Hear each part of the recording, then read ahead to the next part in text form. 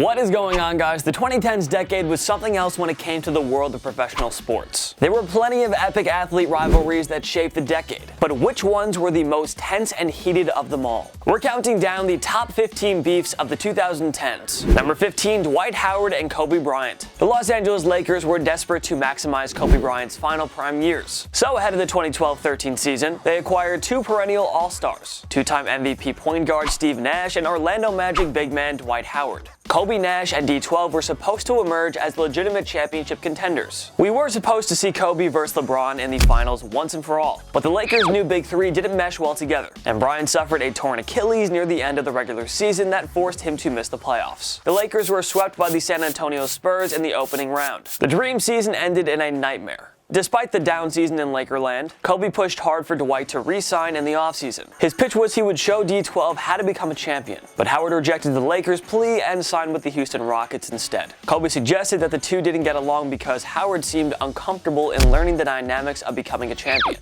A report from ESPN Los Angeles also reported that Howard left because the Lakers wouldn't offer a firm timetable for when the Kobe era would end. And then there was that whole on-court incident when Kobe was telling Howard to try him, while calling him soft during a 2014 game between the Rockets and Lakers. Howard admitted that he hated Kobe for those comments, but he has since thanked Kobe for calling him soft. Sadly, Kobe passed away following a tragic helicopter crash in 2020. When asked about the tragedy, Howard revealed that not only have the two made amends, but Bryant was actually supposed to help D12 during the 2020 Slam Dunk Contest. That's really sad. Number 14, Patrick Reed and Jordan Spieth. Both Reed and Spieth emerged as two of the world's greatest golfers in the second half of the 2010s. The former won the 2018 Masters tournament, while Spieth took home three majors, the 2015 Masters and US Open, plus the 2017 Open Championship. While most PGA golfers get along and avoid any tension, Reed has become one of the most outspoken athletes in recent memory, and he's made it no secret that he doesn't care for Spieth in the slightest. In 2018, Reed stated that Spieth simply didn't want to play with him at the 2018 Ryder Cup.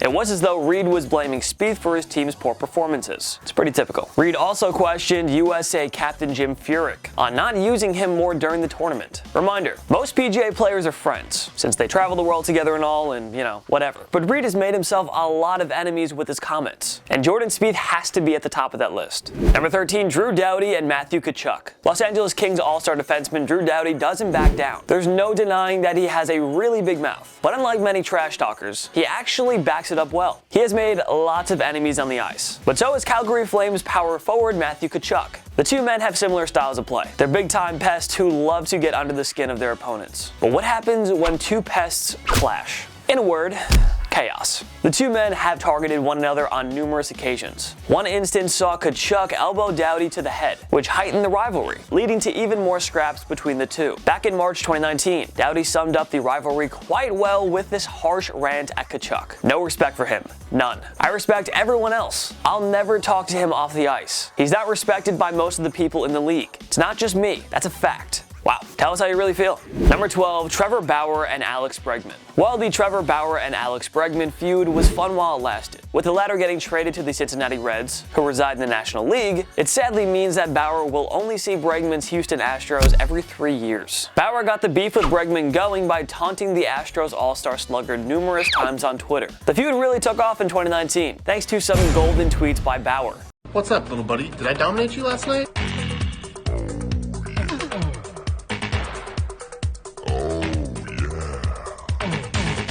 Bregman shot back by saying he's happy for Bauer if he thought that was dominating. The rivalry kind of started back in the 2018 season, when Bauer suggested the Astros were cheating en route to their 2017 World Series championship. And of course, he was right. But Bauer still set himself up to get roasted big time here. I really want Bauer to get traded back to the AL West. Number 11, Kevin Durant and Draymond Green. The Golden State Warriors lost a heartbreaking 7th game to the Cleveland Cavaliers in the 2016 NBA Finals. But just a few weeks later, the Dubs managed to land former MVP Kevin Durant in free agency, thus making their super team even more super. The Warriors easily cruised to the NBA championships in 2017 and 18. Nobody could stop Durant, Green, Steph Curry, and Klay Thompson. Nobody. Unfortunately for the Warriors organization and fans, the club's worst enemy became its own locker room. Durant and Green got into a heated confrontation after a November 2018 road loss to the Clippers. Green reportedly challenged KD about his upcoming free agency, while telling the two-time NBA Finals MVP, we don't need you. Yeah, it doesn't really make sense. I'm pretty sure you might need him. There was reportedly a lot of profanity involved in this confrontation, and Durant apparently said, "That's why I'm out." While the Warriors fell to the Toronto Raptors in the NBA Finals in 2019, and Durant left in free agency to sign with the Brooklyn Nets. His beef with Green was the beginning of the end for a dynasty that was supposed to win at least 2 more championships. Number 10, Erik Karlsson and Mike Hoffman. The Ottawa Senators were 1 goal away from reaching the Stanley Cup final in 2017. Then it all came crashing down. Owner Eugene Melnyk alienated himself from the fan base because he was too cheap to keep all his star players. He forced the front office to deal them all away. One of the first to go was sniper Mike Hoffman, a 4-time 20-goal scorer in Ottawa. He was sent to the San Jose Sharks before being flipped to the Florida Panthers. After the Hoffman trade, court filings revealed that his fiancée was bullying and harassing Karlsson's wife, causing her to ask for an order of protection. Hoffman's fiancée allegedly voiced her wish for Karlsson's unborn child to be dead. Wow, that is dark. And that she wanted the captain's career to end.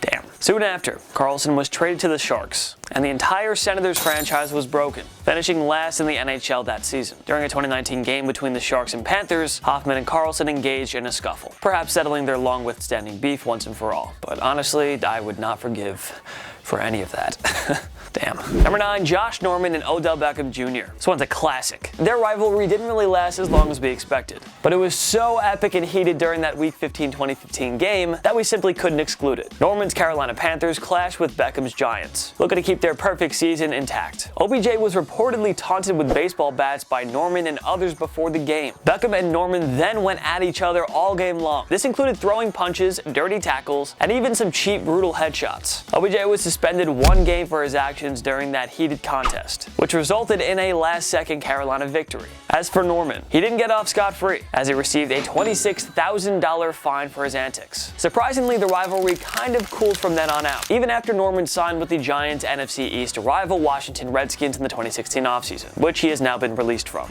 Number 8, Karl-Anthony Towns and Joel Embiid. KAT and Embiid are 2 of the most dominant big men and young superstars in the NBA. The rivalry seems to escalate more and more every year. In a January 2017 game, Embiid taunted Towns after the latter received a technical foul. Towns also didn't care for this post Embiid shared on Instagram, calling the caption as trash as the picture quality. Embiid shot back with how it was better quality than KAT's defense. Boom! Damn, coming in hot on both sides. Frustrations finally boiled over when they met in an October 2019 game. Towns and Embiid got into a heated fight, leading to an ejection for both All-Stars. And the shoving turned into this.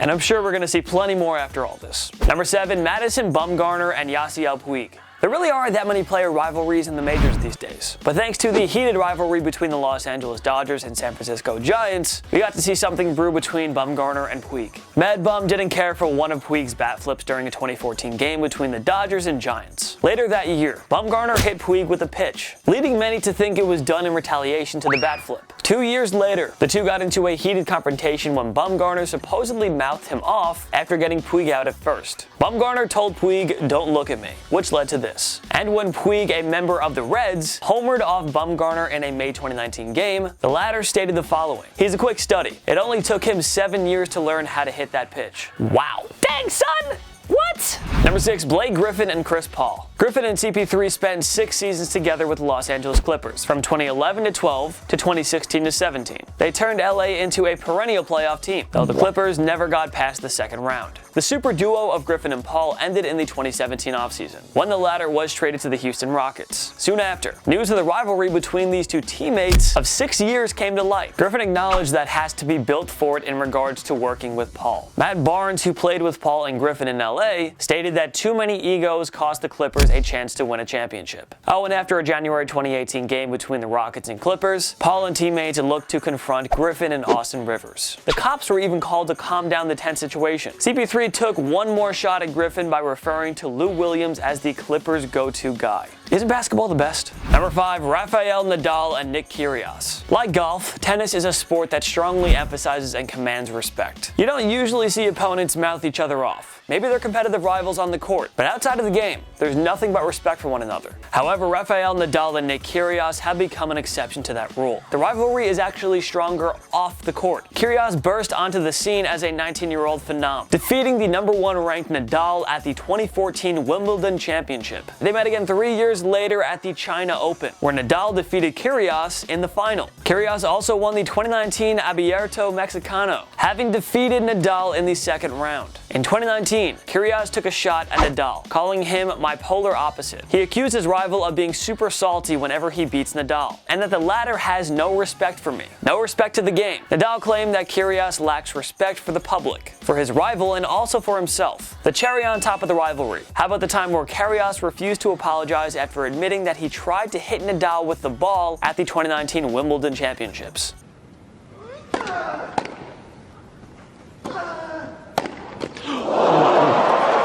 You can just feel the tension between these two guys. Number 4, Richard Sherman and Michael Crabtree. This one might be my favorite, probably my favorite so far. This rivalry, according to Sherman's brother, began at a Larry Fitzgerald charity event during the summer of 2013. Sherman apparently tried to greet Crabtree while offering a handshake, but the San Francisco 49ers wideout attempted to start a fight instead. At a charity event? Really? The rivalry got even more heated during the 2013 NFC Championship game. Sherman tipped away a potential game-winning touchdown pass to Crabtree, which was intercepted by Malcolm Smith. Game over, but Sherman wasn't done. In a post-game interview, honestly it's the post-game interview, Sherman called Crabtree a sorry receiver. When you try me with a sorry receiver like Crabtree, that's the result you're gonna get. And warned him to never talk about me. Don't you ever talk about me. Sherman also stated in an interview with Sports Illustrated that he simply doesn't like Crabtree. I really miss this beef. This was like, it's like when memes started to really happen in sports, you know what I mean? At least in my eyes, I don't know, maybe I was just really young. Number 3, Ryan Reeves and Evander Kane. Reeves is one of the NHL's premier tough guys and pests. Kane doesn't use his fist as much as Reeves. He's usually busy posting 20+ goals and 50-something points a season, despite their different styles of play. Reeves and Kane have absolutely no love lost for one another. The San Jose Sharks forward once called Reeves a babysitter. The latter once claimed that Kane doesn't do much when Reeves is on the ice. But Kane also said that fighting with the Vegas Golden Knights tough guy is like fighting with the Muffin Man. The Muffin Man? The Muffin Man! I know. Kane threw out this epic chirp at Reeves on his Twitter account. In September 2019, Reeves was assigned to officiate a wedding and introduced himself as Kane's worst nightmare. Now many of you know me as Ryan Reeves, the Grim Reaver, Revo, Kane's worst nightmare, whatever you want to call me. That is savage. Like, at a wedding? Come on, that's pretty good. We hockey fans are so blessed that Kane's Sharks and Reeves' Golden Knights play in the Pacific Division together, so we get to see a lot of this beef. Number 2, Conor McGregor and Khabib Nurmagomedov. Okay, I'm sorry, like, I probably got his name wrong. Number 2, Conor McGregor and Khabib. Oh, fuck that name. What are you gonna do? Alright, look it up. Personal feuds in combat sports aren't rare, but the feud between the UFC stars Conor McGregor and Khabib is truly something else. There was plenty of trash talk between the two leading up to their showdown at UFC 229, where Khabib emerged victorious via submission. We can't forget the incident on April 3rd, 2018, when McGregor and his entourage attacked a bus that Khabib was on. Conor even heaved an item at the bus window.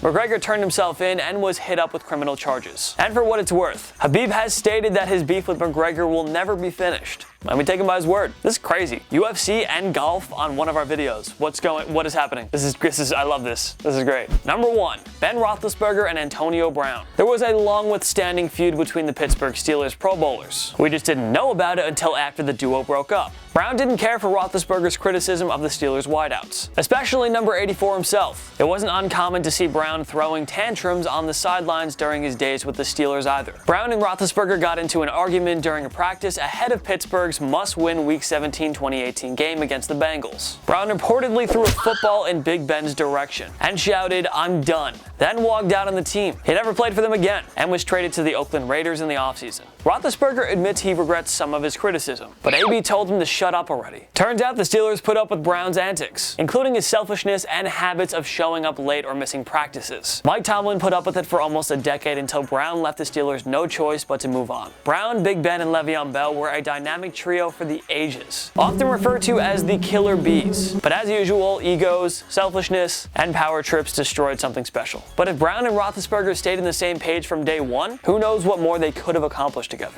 What other beefs of the 2010s decade should we have included on our list? Join me in the comment section below. Make sure to follow myself and TPS on social media. We post great content all the time. Instagram, Twitter, TikTok, everything, go find us. If you like this video, give it a like. It takes one click. And subscribe to TPS because we post videos every single day. Every day's a new video, just like this one. Of course, thank you so much for watching. I'm Jason Biondo. I'll see you next time. My knee.